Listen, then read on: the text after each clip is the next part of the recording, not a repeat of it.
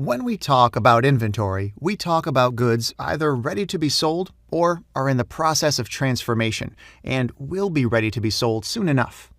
This is why inventory is the balance sheet account, which is most closely related to cost of goods sold, the P&L line indicating the cost of the products our company sells. Actually, there is a useful equation that helps us visualize the relationship even better. Cost of goods sold is equal to the beginning inventory in a year plus the purchases we have made throughout the year minus inventory we have at the end of the year. This equation is even easier to understand if we transform it in this way. The inventory we have at the end of the year is equal to the inventory we have at the beginning of the year plus the purchases we have made throughout the year minus COGS. Makes sense, right? It basically tells us that, at the end of the year, our warehouse will contain the items that were there at the beginning, plus the ones we've added and haven't sold yet. Right. At this point, one can rightly ask, are all costs the firm sustains capitalized in inventory?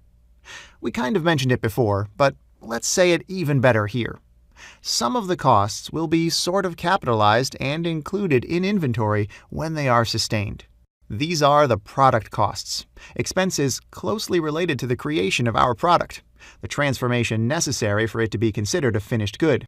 Period costs are expensed directly, without being capitalized in inventory. They are directly registered when they are incurred.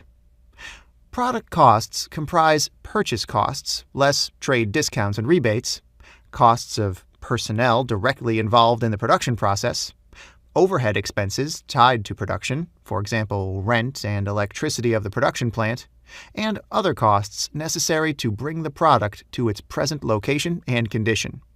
Here are a few examples of period costs.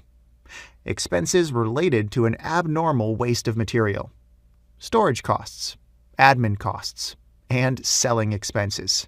These costs will be expensed in the same period when they are incurred, and they cannot be related to a particular batch of products we are selling. Great! This is another important step we've made.